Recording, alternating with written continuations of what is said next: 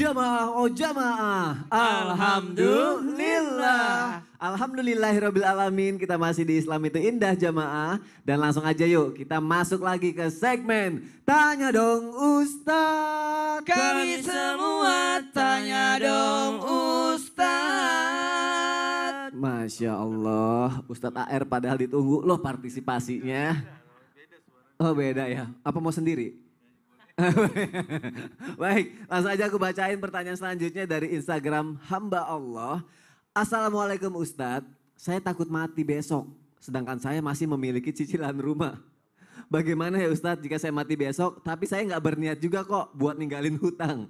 Mohon dijawab ya Ustadz dan sembunyikan nama saya. Ustadz Maulana, mohon jawabannya Ustadz. Baik, meninggal di saat masih ada utang cicilan rumah. Gini, mohon izin. Ada namanya tolong menolong dalam kebaikan. Makanya dalam al-utang piutang itu sebenarnya adalah bagian dari muamalah. Bagaimana kita tinggal bagaimana aturan perjanjiannya dan sebagainya. Kemudian ada baiknya ketika kita ada utang dipersaksikan. Nah, supaya ada yang mengingatkan. Dipersaksikan supaya ada yang mantu bayarin. Dipersaksikan supaya keluarga bisa melanjutkan kalau memang ada yang belum selesai. Makanya ketika ada orang meninggal selesaikan dulu apanya diselesaikan. Utangnya, nasarnya, wasiatnya. Maka jawabannya apakah tetap dibayar? Jawabannya tetap dibayar. Apalagi utangnya sama saya. Rumah saya dibayar. Kirain Ustaz Maulana mau bayarin mungkin maksudnya gitu. Karena Rasulullah SAW sendiri juga tidak mensolati jenazah yang berutang. Tapi bukan berarti Nabi melarang. Kalau ada yang mau sholat, sholat aja. Tapi Nabi enggak. Jadi ada kadangkala amalan yang Nabi lakukan, kita tidak melakukannya. Salah satunya ini adalah Nabi tidak mensolati jenazah yang ada utangnya. Tapi kita tetap mensolati. Nah, tapi dalam hal ini, gimana utang Ustaz? Ya enak aja. Bayarlah. Makanya kalau mau cicil, mikir-mikir dulu. Berapa lama kau cicil itu? Umam. Baik Ustaz, baik. Ya Allah, baik. Semoga semua yang masih punya cicilan bisa lunas semuanya ya. Rezekinya berlimpah, amin ya robbal alamin. Hidupkan Alhamdulillah. aku ya Allah. Kenapa? Sampai bulan Juni. Kenapa Ustaz? Masih ada yang belum selesai. Ada yang belum selesai. Baik, terima kasih Ustaz Maulana untuk jawabannya. Pertanyaan selanjutnya itu tadi sentilan. Biar kita semangat untuk bekerja, berdoa semoga semuanya lunas. Benar. Iya. Tepuk tangan dong, bantu tepuk tangan. Kata-katanya bagus banget loh. Iya. Jadi cicilan itu mengantarkan kita untuk semangat mencari nafkah, Iya. berdoa supaya panjang umur. Iya. Jadi itikat kita supaya bisa Tetap bayar utang. Karena Allah membantu 3 manusia. Yang mau bayar utang, Iya. yang mau menikah, dan yang membantu urusan agama Allah. Masya Allah, alhamdulillah akhirnya setelah 4 tahun berguna juga di sini ya Allah. Terima kasih ada yang bisa diomongin yang baik. Langsung aja deh pertanyaan selanjutnya. Dari Velin Jazz ya, aku bacain. Assalamualaikum Ustadz, Islam itu indah Trans TV. Mau bertanya, jika seandainya umur kita tak sampai besok, sudah dipanggil sama Allah, tapi hutang atas kelalaian dosa kita di masa lalu, kan banyak Ustadz. Sering lalai dalam menunaikan ibadah sholat, puasa dan lain-lain. Dan sementara kita baru memulai memperbaiki hubungan kita dengan Allah. Mengenai iman dan ibadah kita kepada Allah Subhanahu wa Ta'ala, sudah berusaha memperbaiki ibadah, namun belum begitu lama. Ternyata Allah sudah memanggil kita menghadapnya. Gimana dengan yang demikian itu Ustadz? Meninggal dalam keadaan baru, ingin memperbaiki iman kita, tetapi sudah pernah meminta ampun atas segala dosa, hilaf, kesalahan, dan kelalaian kita di masa lalu. Ustadz siap, mohon jawabannya Ustadz. Masya Allah, orang yang kembali kepada Allah Subhanahu wa Ta'ala itu bagaikan orang yang dibersihkan, orang yang fitrah, orang yang seperti bayi yang baru lahir. Jadi subhanallah, entah ada orang yang berdosa ratusan tahun, ribuan tahun, 1 hari sebelum dia meninggal dunia dia bertaubat kepada Allah, Allah nilai tobatnya, Allah hargai tobatnya. Allah itu melihat usaha manusia. Wa alaysa lil insani illa ma sa'a. Dalam surah An-Najm ayat 39 Allah katakan, dan manusia itu tidak diganjar kecuali dengan sesuai dengan usahanya. Ada yang sudah berusaha dekat dengan Allah masih setengah-setengah Ustadz. Ada orang yang berusaha dekat dengan Allah belum 13 rakaat tahajudnya. Apa boleh? Boleh, subhanallah. Maka dia adalah seorang yang berusaha mendekatkan diri kepada Allah. Bahkan ada seorang anak muda datang kepada Nabi, ya Rasulullah, ubayyi'uka ala salatain. Saya mau masuk Islam tapi saya cuma mau sholat 2 kali dalam sehari. Boleh enggak? Kata sahabatnya, enggak boleh lah, harus 5 kali dalam sehari. Kata sahabat, silahkan.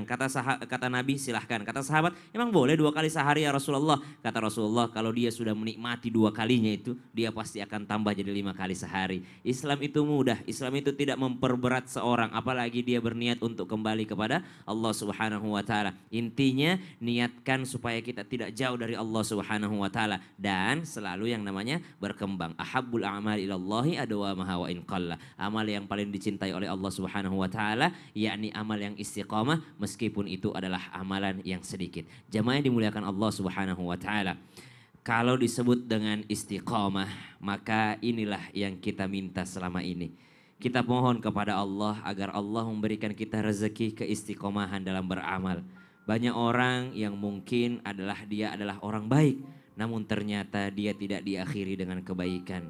Sebaliknya ada orang-orang yang mungkin kesehariannya kurang baik, namun ternyata dia diakhiri dengan kebaikan. Maka subhanallah kita minta kepada Allah, Allahumma ikhtim lana bihusnil khatimah. Ya Allah, akhirkan aku dengan akhir yang baik. Lalu jamaah, pertanyaannya, andai waktu kita tinggal sehari, andai besok kita sudah meninggal dunia, bekal apa yang telah kita siapkan? Mari kita sedikit menghitung, bermuhasabah.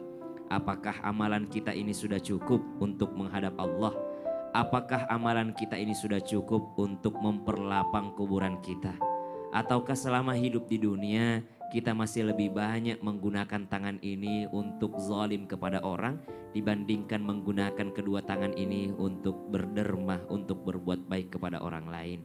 Apakah selama hidup di dunia ini, andai kita mati besok, apakah lisan ini ketika nanti ditanya sama Allah, apakah lisan ini masih lebih banyak membicarakan keburukan orang atau lebih banyak membaca Al-Quran? Apakah lisan kita ini lebih banyak bersolawat kepada baginda Nabi atau malah lisan yang diberikan Allah ini kita pakai untuk menyakiti perasaan orang tua kita?